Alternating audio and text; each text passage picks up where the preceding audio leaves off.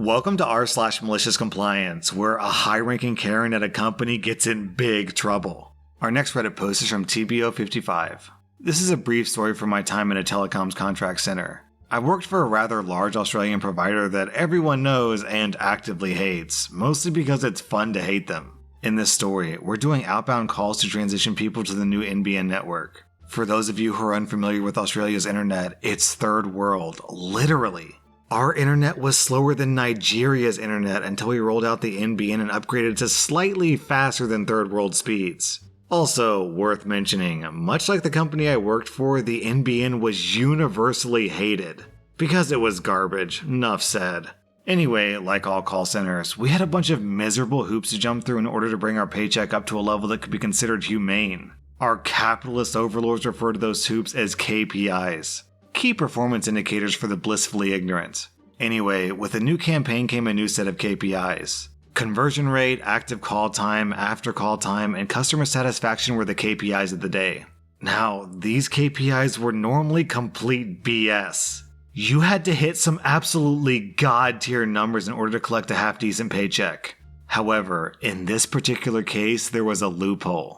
See, due to the controversial nature of the NBN, we were told to focus on quality over quantity. They wanted an excellent customer experience, and the new KPIs were a reflection of that. As such, the quantity of conversions was not a KPI, and when I questioned if we had time limits on calls, I was told, "We don't care what you do, but long calls means a good experience, so keep them on the line and get them switched over." And so began the best work month I had in that soul trap. And you know that stereotype of old people talking for eternity and beyond? It's a stereotype for a reason. Each morning I would log in, volunteer for the aged clients, which was easy because they were normally the hardest people to convert. They were fearful of scams and technology and such, so many people didn't want to call them. And then I'd start to chat. See, when speaking with the elderly, all it takes is a well-placed poke or two and you can literally have them speaking for hours. So for the next month, I took 2 to 4 calls a day, down from 20 to 30. I had almost zero after call time, I had an 80% conversion rate, and 90% customer satisfaction rate. Turns out, people tend to like you after you take the time to listen to them. Each phone call, assuming I wasn't told to go screw myself upon introducing myself, would last 2 to 3 hours minimum, with my record being a 7-hour call to a lovely bloke named Stan.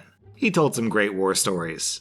I ended up doubling my normal paycheck. And my managers, while not being entirely happy with my nonsense, put up with it because at the end of the day, those were the rules and the KPIs that were given. I got my paycheck, the old folks got a good chat, and my employer got to pay through the nose. Happy endings for all. I proceeded to hand in my resignation once KPIs went back to normal, which to this day, I regard as one of the best decisions I've ever made. Our next Reddit post is from Axel Walk. This happened in 2018.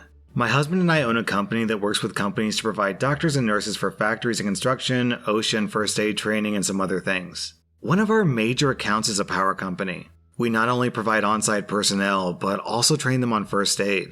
This particular company is very strict on their health and safety protocols. They require all their crews to have an up-to-date first aid certificate, and they had shelled a decent amount of money to equip each one of their sites, including their offices, with 2 AEDs. That is, automatic electric discharger. We were also required to provide adjusted training for their staff and crews. Because of the nature of this job, we trained them for 3 hours over 2 days. One day was theory with a written test, and at the end of the next day was a practical exam. We were scheduled for a 2-day training with this company. We were told it would be a small class, around 40 people, so I booked myself and our senior trainer. We arrived for the training, set up, get the roll call, and then this happened. As I said, this company is very hardcore with their health and safety. Except for the crews, they require every person that has even the slightest chance of visiting a power plant to have a current first aid certificate. This means we trained a lot of suits. As the room is filling up, I notice our senior trainer, John, talking with a woman I didn't know. The conversation is heated and I approach to see what's happening. Is everything okay? No, it is not. As I was saying to this man, I don't need to take this class. I did first aid in my previous company and I have very important work to do. John says, "As I explained, madam, we follow the company policies about training." But I already know everything! Ma'am, your manager booked you for this class. He probably thinks it's more important than anything else. No, I'm very high in the company. If you don't release me immediately, you may lose your contract. At that point, she looked at us with crossed arms and a smug face. John, being a no-nonsense former trainer for the Army's Medic Corps, was ready to explode. Cue malicious compliance. There was a rule for the training set by the company that any personnel that could provide an up-to-date certificate could sign a waiver for the in-person training, but they still had to take the test. I provided this as an option to Karen. She wasn't completely happy, but she took it. I explained that there were 2 tests, one in writing and one practical. She said fine and to notify her when it was time to take them. So 2.5 hours later, she's sitting down to take the written test.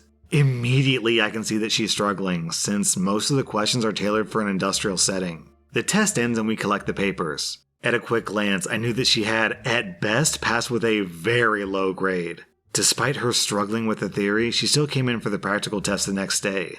In this case, I knew she was going to fail. Along with her normal CPR training, we had added an extra automatic electrical discharge training, per the company rule. And despite being a fairly easy and straightforward machine to use, she had serious trouble. So we pack up and go back to base. We rate the tests, and as expected, she was the only one who failed both spectacularly. From the other 39 people, only one of them had failed the written test. We sent the results and certificates to the company.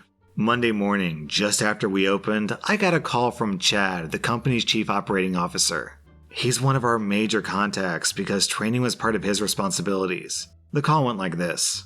Good morning, OP. I'm calling about the results of the training. Good morning, Chad. I had a feeling you'd call. Can you tell me why my assistant COO failed? Is Karen your assistant? Yes.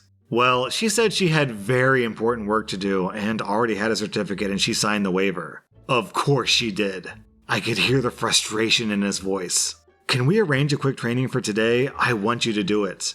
Let me check. It has to be a late one, otherwise tomorrow at 10. Tomorrow then. See you at the office.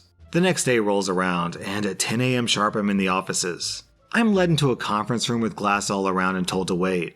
A few minutes later, Chad and Karen step into the room. She looks like she's been chastised. She sat across from me while Chad stood. Chad asked for the waiver, which I handed to him. He took a look at it and gave it back.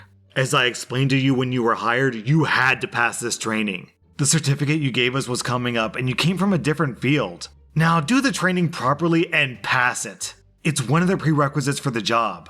Karen took the training properly this time and passed. Since then, she has never complained about first aid training again. Our next Reddit post is from Always the Noob. About a decade ago, I was the new guy at the company. We have people flying from all over the world to start putting gear together before leaving again for job sites. And one of the things I did in my earlier days was pick those people up at the airport, take them to their hotels after work, etc. I pick up a guy who's gonna be my boss at an upcoming job. The airport is about an hour from our headquarters and hotel if you take the highway and main roads. When I met him at the airport, he requested I follow the directions on this awesome new GPS app that he's got on his phone. He swears it finds the absolute fastest routes. I'm paid by the hour and I'm the new guy here, so sure, no problem. It ends up taking almost 25% longer than the main roads would have, but I'm not bothered. The next day I'm asked to take him to his hotel. It's a straight shot a few miles down the road, but the road is always stop and go at rush hour. I make a turn off the road almost immediately in order to take a route that I know is faster, and he starts giving me a gentle amount of grief about not listening to his magical GPS app. I get him to the hotel in great time, but he still just won't stop insisting that the main road, which we could see was backed up, would have been faster. Okay, fine. A couple of days later, we drive a few hours to our primary job site. The trip is fine. I follow his magic app and we arrive without incident.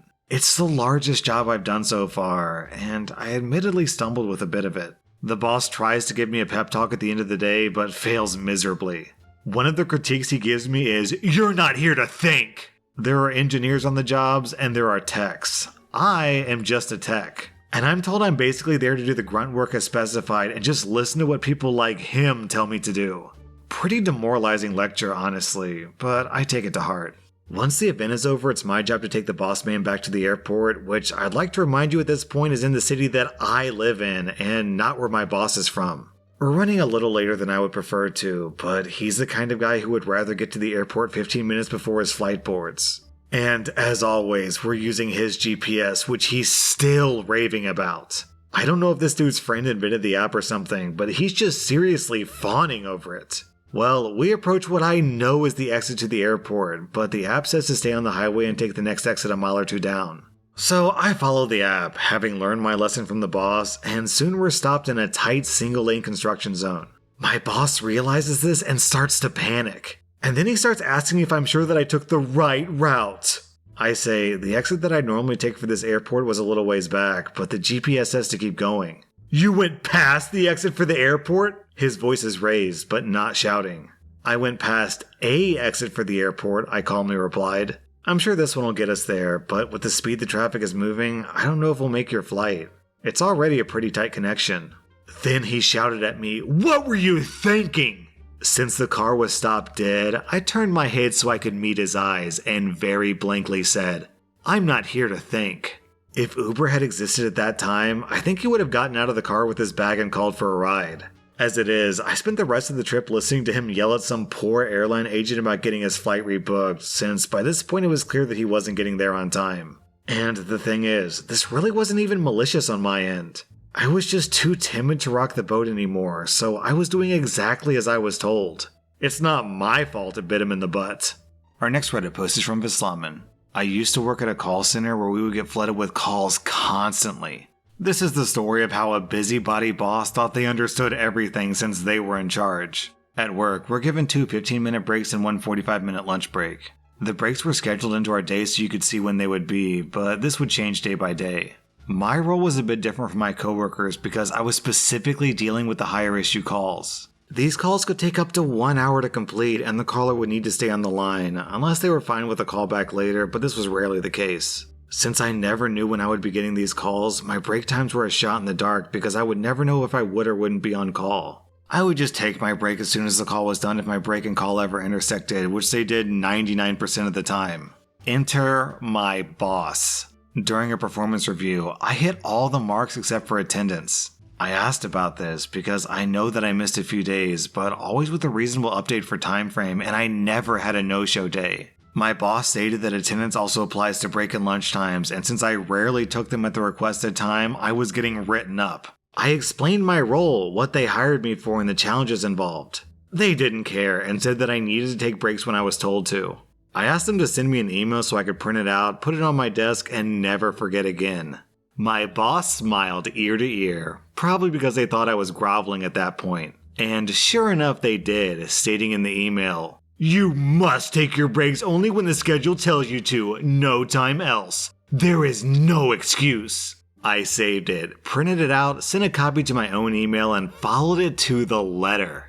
The next call that happened that same day, of course, happened to run over into my break time. I asked the customer if it would be okay for a call back, and they said no. I stated that, unfortunately, I can't stay on the line because I'm required to take my break. They became enraged and demanded to speak with my boss. I told my boss, and he said I need to apologize and finish the call. I showed him the email that he just sent to me and said, "You told me to take my break at this time no matter what. I'm doing what you told me to do. So I'm taking my break. Would you like the customer transferred over, or should I just hang up?" My manager took the call over, and from that day on, I never missed an attendance mark. God, busybody bosses are the worst. Down in the comments, we have a similar story from Ask Me About Life.